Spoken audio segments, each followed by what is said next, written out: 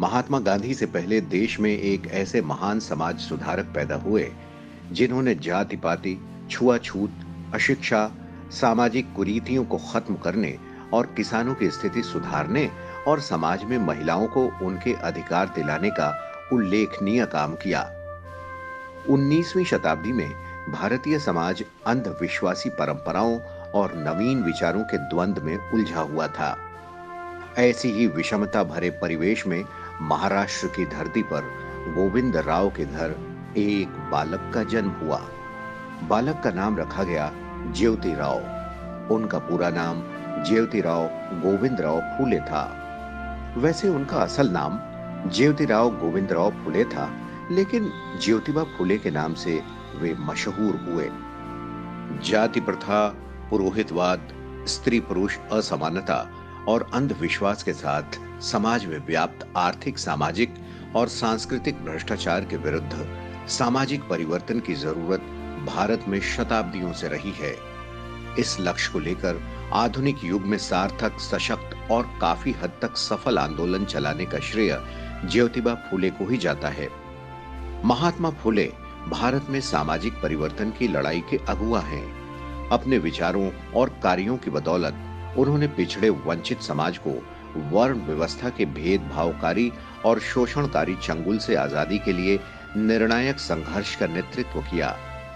इसके साथ ही उन्होंने देश की पहली महिला शिक्षिका और अपनी पत्नी सावित्रीबाई फूले के साथ मिलकर महिलाओं की मुक्ति के लिए भी प्रयास किया। देश में समाज सुधार आंदोलन पर उनके प्रभाव को इस बात से समझा जा सकता है कि संविधान निर्माता डॉक्टर भीमराव अंबेडकर महात्मा फूले को अपना प्रेरणा स्रोत मानते थे। महात्मा ज्योतिबा फूले को 19वीं सदी का प्रमुख समाज सेवक माना जाता है। उन्होंने भारतीय समाज में फैली अनेक कुरीतियों को दूर करने के लिए सतत संघर्ष किया। भारतीय सामाजिक क्रांति के जनक कहे जाने वाले महात्मा ज्योतिबा फूले का जन्म 11 अप्रैल 1827 को महाराष्ट्र के पुणे में माली परिवार में हुआ था। वे एक महान विचारक, कार्यकर्ता, समाज सुधारक, लेखक, दार्शनिक, संपादक और क्रांतिकारी थे।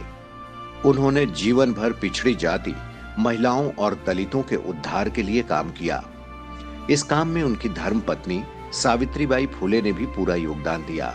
उन्होंने स्त्री शिक्षा और स्त्रियों के उत्थान के लिए भी काफी काम किए।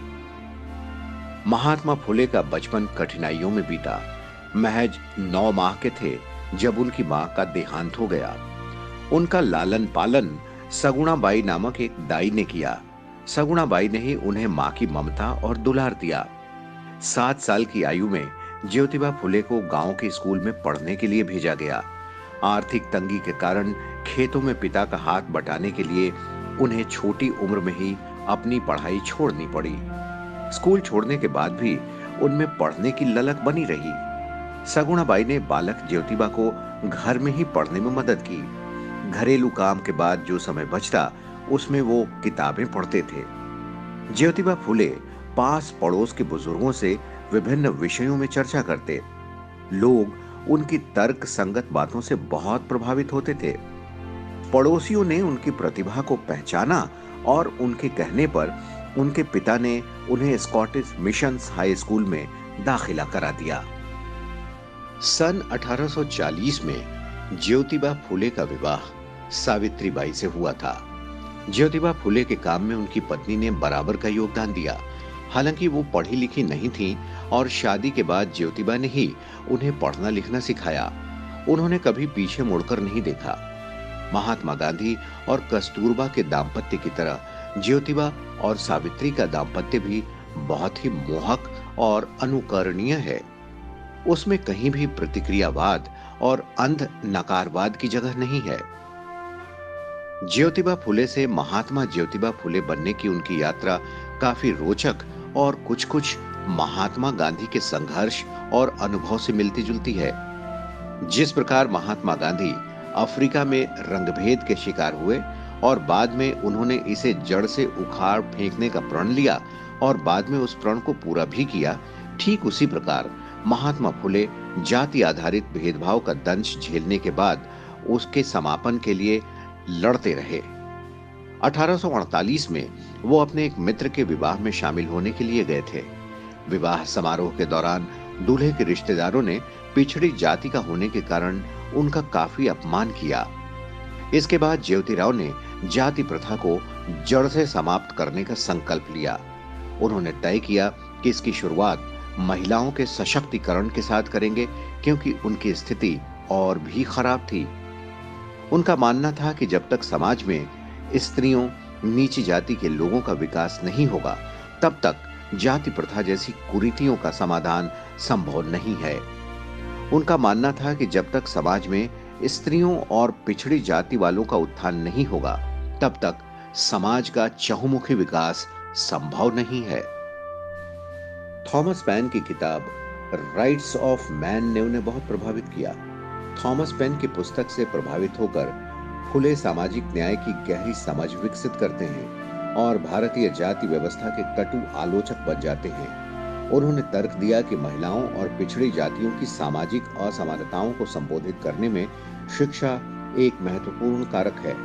ज्योतिबा फुले को एहसास हो गया था कि ईश्वर के सामने स्त्री पुरुष दोनों का अस्तित्व बराबर है, फिर दोनों में भेदभाव करने का कोई मतलब नहीं है। उस समय लड़कियों और महिलाओं की दशा अत्यंत शोचनीय थी और उन्हें पढ़ने लिखने की भी अनुमति नहीं थी। अपनी कल्पनाओं और आकांक्षाओं के एक न्याय संगत और एक समाज बनाने के लिए 1848 में ज्योतिबा फुले ने लड़कियों के लिए स्कूल खोला। ये देश का पहला लड़कियों के लिए विद्यालय था।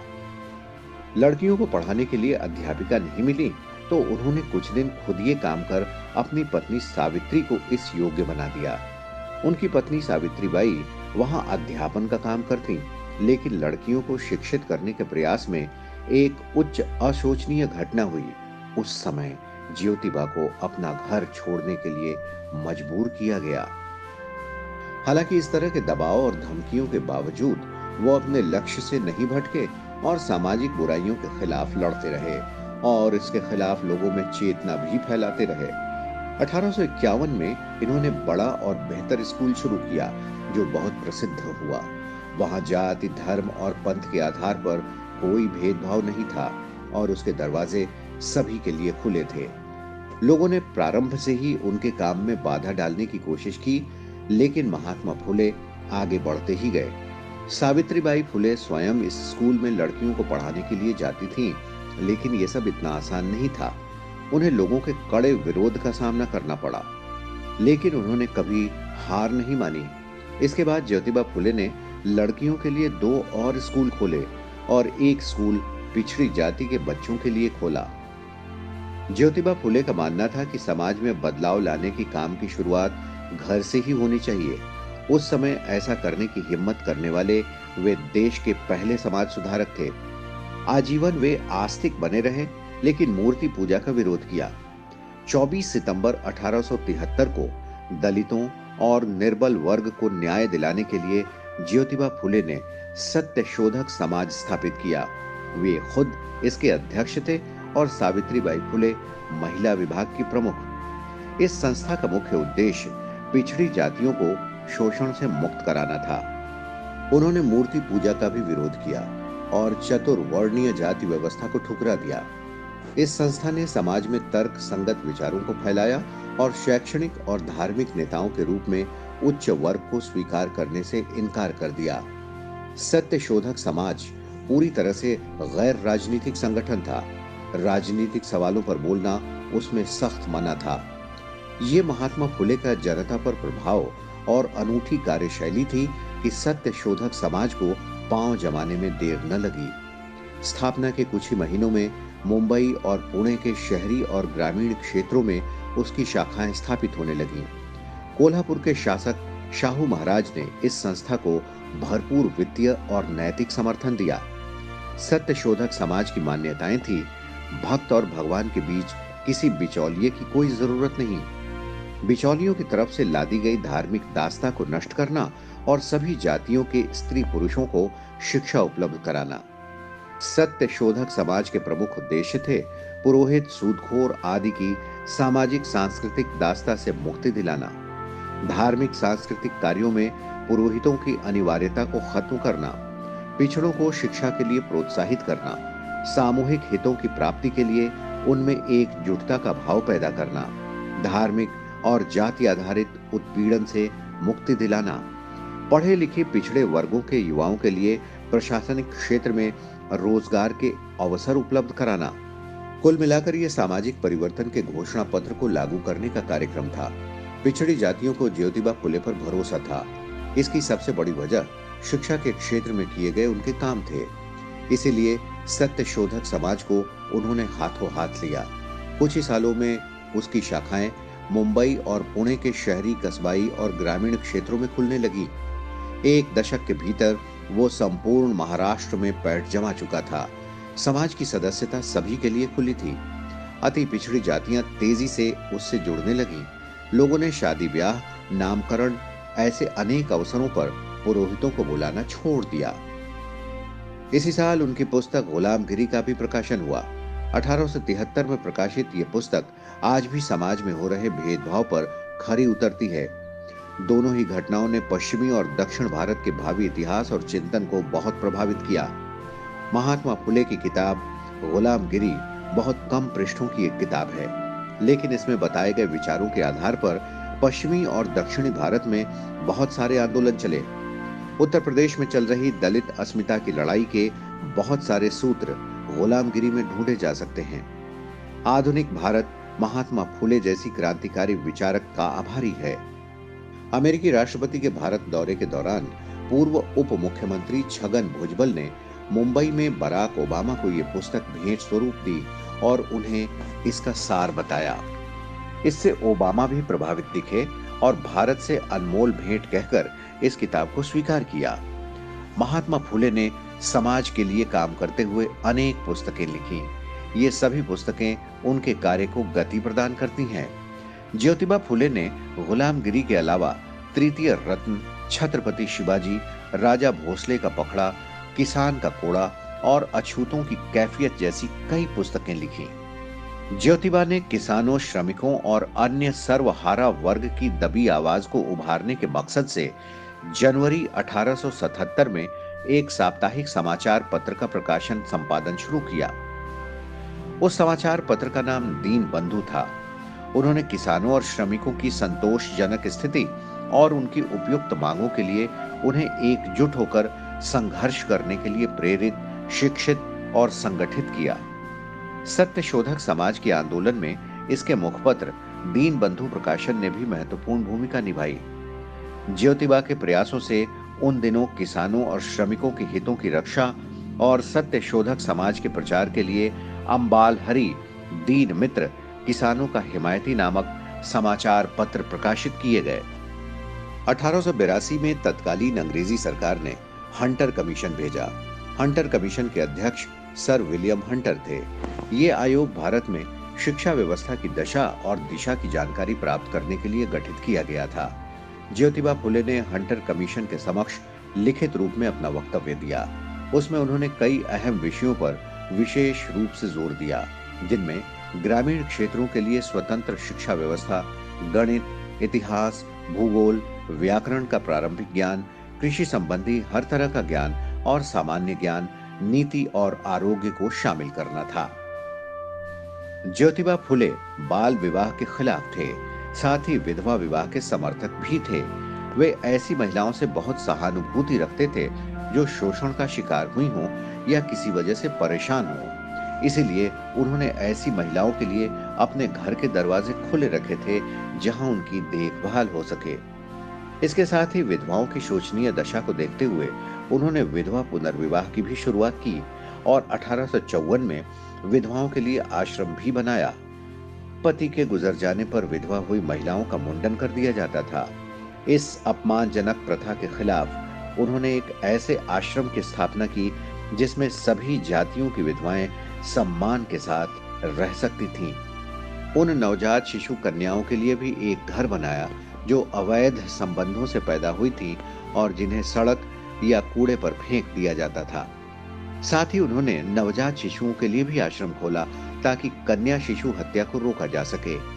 उनकी समाज सेवा देखकर 1888 में मुंबई की एक विशाल सभा में उन्हें महात्मा की उपाधि दी गई। ज्योतिबा ने पुरोहित के बिना ही विवाह संस्कार आरंभ कराया और इसे मुंबई हाई कोर्ट से भी मान्यता मिली। महात्मा फुले ने पिछड़ों पर लगे अछूत के लांछन को धोने और उन्हें बराबरी का दर्जा दिलाने के लिए भी प्रयास किया। इसी दिशा में उन्होंने दलितों को अपने घर के कुएं का प्रयोग करने की अनुमति दी। पिछड़ी जातियों और महिलाओं में अंधविश्वास के कारण पैदा हुई आर्थिक और सामाजिक विकलांगता को दूर करने के लिए भी उन्होंने आंदोलन चलाया। उनका मानना था कि अगर आजादी, समानता, मानवता, आर्थिक न्याय, शोषण रहित मूल्यों और भाईचारे पर आधारित सामाजिक व्यवस्था का निर्माण करना है, तो असमान और शोषक समाज को उखाड़ फेंकना होगा। उन्होंने विधवाओं और महिला कल्याण के लिए काफी काम किया था। उन्होंने इसके साथ ही किसानों की हालत सुधारने और उनके कल्याण के लिए भी काफी प्रयास किए। ज्योतिबा फुले ये जानते थे कि देश और समाज की वास्तविक तरक्की तब तक नहीं हो सकती जब तक देश का बच्चा बच्चा जाति पाति के बंधनों से मुक्त नहीं हो जाता। साथ ही देश की नारियां समाज के प्रत्येक क्षेत्र में समान अधिकार नहीं पा लेती। उन्होंने तत्कालीन समय में भारतीय नव युवकों का आह्वान किया कि वे देश, समाज, संस्कृति को सामाजिक बुराइयों और अशिक्षा से मुक्त करें और एक स्वस्थ, सुंदर, सुदृढ़ समाज का निर्माण करें। मनुष्य के लिए समाज सेवा से बढ़कर कोई धर्म नहीं है। इससे अच्छी ईश्वर सेवा और कोई नहीं। महाराष्ट्र में सामाजिक सुधार के पिता समझे जाने वाले महात्मा ज्योतिबा फुले ने आजीवन सामाजिक सुधार के लिए काम किया। मानव मानव के बीच का भेद उन्हें असहनीय लगता था। ज्योतिबा फुले की संत महात्माओं की जीवनियां पढ़ने में बड़ी रुचि थी। उन्हें ज्ञान हुआ कि जब भगवान के सामने सब नर नारी समान हैं, तो उनमें ऊंच नीच का भेद क्यों होना चाहिए। ज्योतिबा फुले ने अपने काम से अनेक लोगों को प्रभावित किया। ये प्रभाव उनकी मृत्यु पर्यंत भी बना रहा। डॉक्टर भीमराव अंबेडकर भी उनसे काफी प्रभावित हुए और महात्मा की राह पर चलते हुए उन्होंने पिछड़ों के उत्थान के लिए कई काम किए, जिनका प्रत्यक्ष परिणाम आज देखा जा सकता है। ज्योतिबा फुले 19वीं सदी के एक बड़े समाज सुधारक, सक्रिय प्रतिभागी और विचारक थे। उन्होंने भारतीय समाज में प्रचलित जाति आधारित विभाजन और भेदभाव की मुखालफत की। ज्योतिराव अपना संदेश लोगों तक कैसे पहुंचाते थे, इसका एक रोचक किस्सा रोजलिंड ओ हेनलान ने अपनी पुस्तक में लिखा है। एक बार महात्मा फुले अपने मित्र ज्ञानोबा सासने के साथ पुणे के बाहर स्थित एक बागीचे के भ्रमण के लिए गए। वहां एक कुआं था जिससे उस बगीचे की सिंचाई होती थी। जैसे ही दोपहर का अवकाश हुआ, सभी मजदूर खाना खाने बैठ गए। ये देख वो कुएं तक पहुंचे और कुएं के डोल को चलाने लगे। काम करते करते उन्होंने गाना भी शुरू कर दिया। मजदूर उन्हें देखकर हंसने लगे। फुले ने उन्हें समझाया, इसमें हंसने जैसा कुछ नहीं है। मजदूर लोग काम करते हुए अक्सर गाते बजाते हैं। केवल मेहनत से जी चुराने वाले लोग ही फुर्सत के समय वाद्य यंत्रों का शौक फरमाते हैं। असली मेहनतकश जैसा काम करता है, वैसा ही अपना संगीत भी गढ़ लेता है। ज्योतिबा फुले और सावित्रीबाई फुले के कोई संतान नहीं थी, इसीलिए उन्होंने एक विधवा के बच्चे को गोद लिया। 27 नवंबर 1890 को उन्होंने अपने सभी करीबियों को बुलाया और कहा कि अब मेरे जाने का समय आ गया है। मैंने जीवन में जिन जिन कामों को हाथ में लिया है, उसे पूरा किया। मेरी पत्नी सावित्री ने हरदम परछाई की तरह मेरा साथ दिया है और मेरा पुत्र यशवंत अभी छोटा है और मैं इन दोनों को आपके हवाले करता हूँ। इतना कहते ही उनकी आंखों में आंसू आ गए और उनकी पत्नी ने उन्हें संभाला।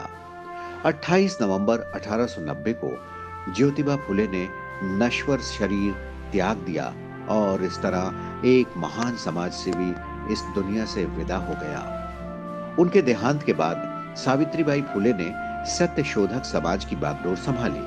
महात्मा ज्योतिबा फुले की मृत्यु के बाद उनके अनुयायियों ने सत्य शोधक समाज को दूर दूर तक पहुंचाने का काम किया। ज्योतिबा फुले ही अपने समय के ऐसे समाजशास्त्री और मानवतावादी थे जिन्होंने ऐसे साहसिक विचार पेश किए। महात्मा फुले ऐसी सामाजिक व्यवस्था के आमूल चूल परिवर्तन के पक्षधर थे जिसमें शोषण करने के लिए कुछ लोगों को जानबूझकर दूसरों पर निर्भर, अनपढ़, अज्ञानी और गरीब बना दिया जाता है। उनके मुताबिक व्यापक सामाजिक आर्थिक परिवर्तन के लिए अंधविश्वास उन्मूलन एक हिस्सा है। परामर्श, शिक्षा और रहने के वैकल्पिक तरीकों के साथ साथ शोषण के आर्थिक ढांचे को समाप्त करना भी बेहद जरूरी है। भारतीय लोकतंत्र में स्त्री, दलित, शोषित, किसान और श्रमिकों की जैसे जैसे उन्नति होगी, वैसे वैसे महात्मा फुले का व्यक्तित्व अधिकाधिक उभर कर सामने आएगा। महाराष्ट्र के एक किसान परिवार में जन्मे महात्मा फुले देश में सामाजिक क्रांति के अग्रदूत रहे। गांधी जी उन्हें सच्चा महात्मा कहते थे और उन्हें अपना प्रेरणा स्रोत मानते थे। बाबा साहब अम्बेडकर उनके सामाजिक दर्शन से प्रभावित ही नहीं थे, बल्कि उन्हें भगवान बुद्ध और कबीर गुरुओं के साथ अपना तीसरा गुरु मानते थे। आज भी लोग ज्योतिबा के कार्यों से प्रभावित हो रहे हैं। सत्य शोधक समाज के माध्यम से फुले ने पिछड़ों को अपने विकास और मान प्रतिष्ठा अर्जित करने का जो रास्ता करीब सालों पहले दिखाया था, सामाजिक न्याय के लिए वो आज भी उतना ही जरूरी और प्रासंगिक है। भले ही इस महान विचारक ज्योतिबा फुले को गए 100 साल से अधिक समय बीत गया हो, मगर उनके विचार आज भी प्रासंगिक हैं और राष्ट्र और जीवन को प्रभावित करते हैं।